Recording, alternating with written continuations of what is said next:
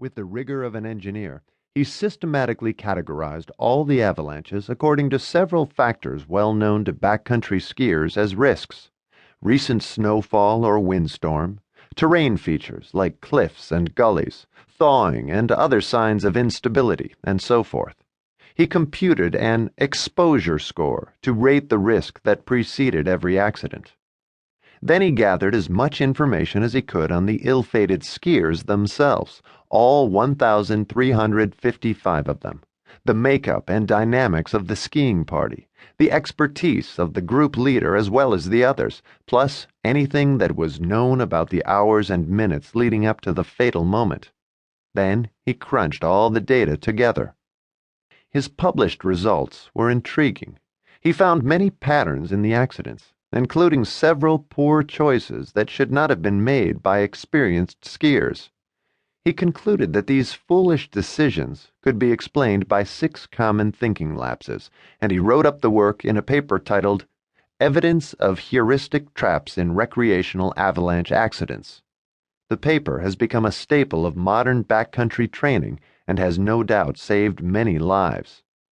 Heuristics are cognitive rules of thumb, hardwired mental shortcuts that everyone uses every day in routine decision-making and judgment. The study of heuristics is one of the most robust areas of scientific research today, producing hundreds of academic articles a year. Yet, the concept is little known outside the labs and offices of academia. This book is an attempt to remedy that.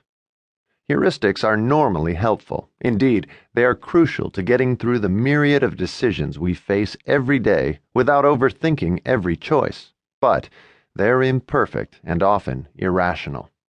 They can be traps, as they were in the frozen mountain pass where Carruthers perished. Much has been written in the past couple of years about the wonders of the rapid, automatic human mind and gut-level decision-making. And indeed, the unconscious mind is a wonder. But it is also perilous.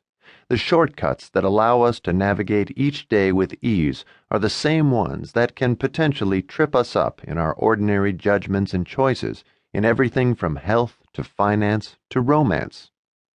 Most of us are not backcountry skiers, and we will probably never face the exact choices that Carruthers and his friends faced at Gobbler's Knob. But just because the traps are not life-threatening does not mean they aren't life-changing.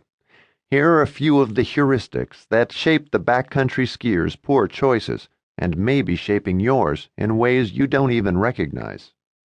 Consider the familiarity heuristic. This is one of the cognitive shortcuts that McCammon identified as a contributing factor in many of the avalanche incidents he studied.